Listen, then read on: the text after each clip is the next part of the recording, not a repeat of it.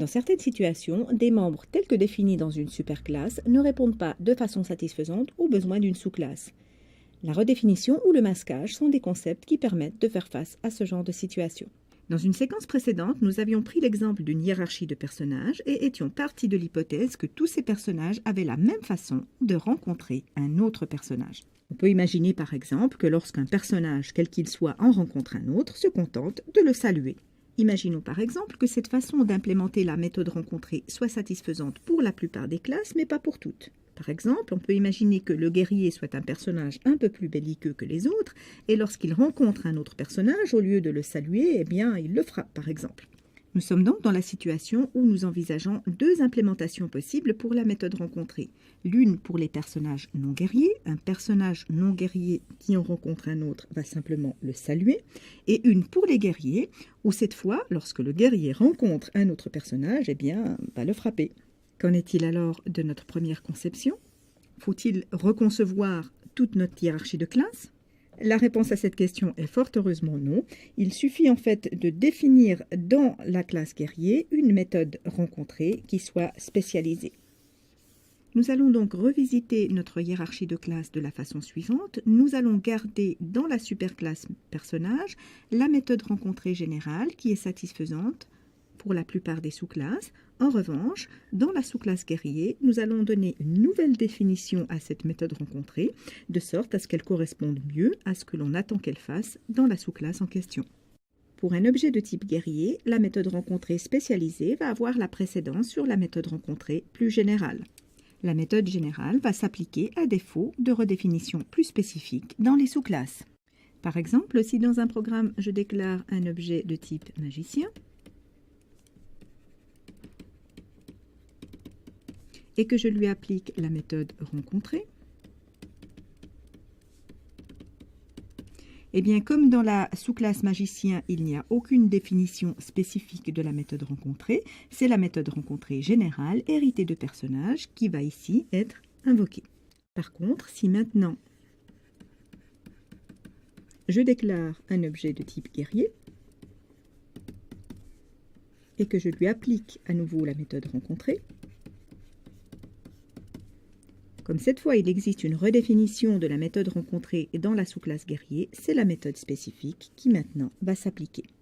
Dans une hiérarchie de classes, il est donc possible d'avoir un même nom d'attribut ou de méthode utilisé sur plusieurs niveaux de la hiérarchie. Dans notre exemple précédent, la méthode rencontrée avec le même en-tête se retrouve à deux niveaux de la hiérarchie. Dans cette situation, on va parler de redéfinition. Une méthode est redéfinie de façon plus spécifique dans une sous-classe. Le terme anglophone pour cela est overriding. De façon analogue, il est possible de faire en sorte que un attribut avec le même nom soit présent à plusieurs niveaux de la hiérarchie. Donc par exemple, si j'ai une superclasse A contenant un attribut donné nommé petit a, il est possible de déclarer à nouveau cet attribut petit a dans la sous-classe B. Donc nous sommes dans la situation où nous avons un attribut de même nom présent à deux niveaux de la hiérarchie. Ce qu'il faut comprendre alors est qu'un objet de type B disposera désormais de deux attributs nommés petit a. L'un qui est directement dans la classe B et l'autre qui est hérité de A. Si dans une méthode de B, on utilise l'attribut A, eh bien c'est l'attribut A de B qui sera utilisé ici et non pas celui hérité de A. On dit que l'attribut présent dans B masque celui défini dans la superclasse et qui porte le même nom. Donc pour les attributs, pour les variables, on parle de masquage. Le terme anglophone est shadowing. Le masquage de variables dans une hiérarchie est clairement source d'ambiguïté. Il est donc d'un usage peu courant. Par contre, la redéfinition de méthode est quelque chose de très pratique et de beaucoup plus courant. Il permet d'adapter une méthode aux besoins spécifiques d'une sous-classe, de la spécialiser donc.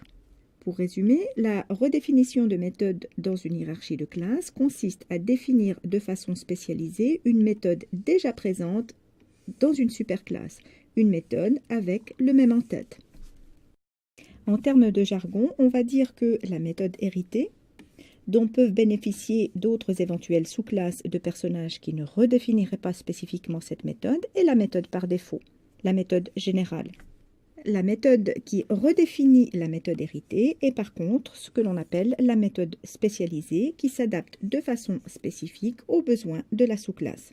Comme vu précédemment, c'est toujours la méthode spécialisée qui a la précédence sur la méthode par défaut. Par exemple, si l'on déclare un objet de type guerrier et qu'on invoque la méthode rencontrée sur l'objet de type guerrier, c'est la méthode rencontrée spécialisée pour le guerrier qui va être invoquée. En réalité, un objet de type guerrier dispose de deux méthodes rencontrées, celle qui lui est spécifique et celle dont il a hérité de plus haut. Dans certaines situations, il peut être utile d'invoquer la méthode générale, même si l'on a redéfini cette méthode de façon plus spécifique dans la sous-classe. Comment procéder dans ce cas-là? Par exemple, imaginez que l'on veuille doter notre guerrier de quelque bonne manière et que, avant de frapper le personnage qu'il rencontre, il commence par le saluer, ou l'inverse. Le code souhaité est donc le suivant. Pour un personnage non guerrier, nous voulons garder notre méthode générale où le personnage salue celui qu'il rencontre. Par contre, pour un personnage de type guerrier, nous voulons garder une méthode spécialisée où le guerrier peut frapper celui qu'il rencontre. Mais avant de le frapper, on veut qu'on puisse faire appel à la méthode générale, donc à la méthode où on salue le personnage rencontré. Ce qui veut dire concrètement que l'on souhaite appeler la méthode générale depuis la méthode spécialisée. En effet, le code permettant à un personnage d'en saluer un autre est déjà présent dans la méthode générale. Il est inutile de le dupliquer dans la méthode spécialisée.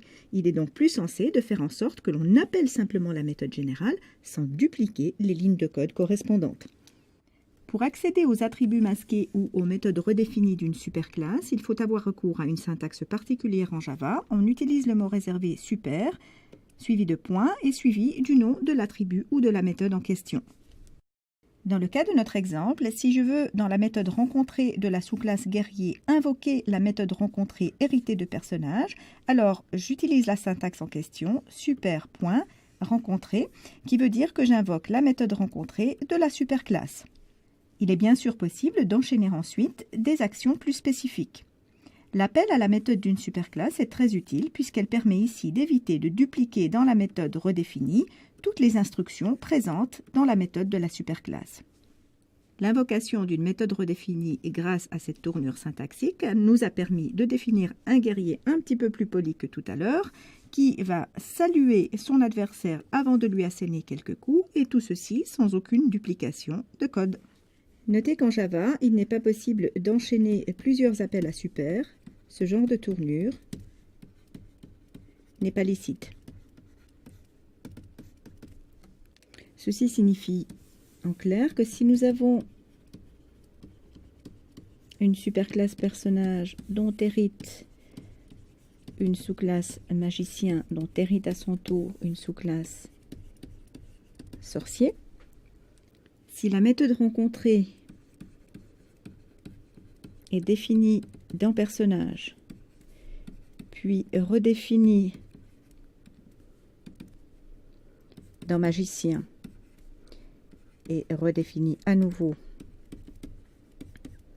dans sorcier, alors la méthode rencontrée de sorcier ne peut pas court-circuiter la méthode héritée de magicien en faisant un appel tel que super.rencontré.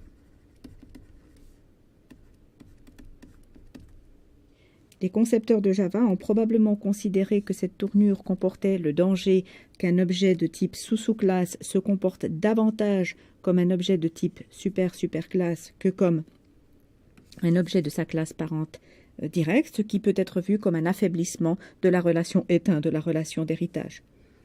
Notez que cette limitation n'est pas présente dans tous les langages de programmation orientés objet. Certains langages orientés objet autorise tout à fait ce genre de tournure, c'est-à-dire qu'une sous-classe fasse appel à une méthode de la super-superclasse directement.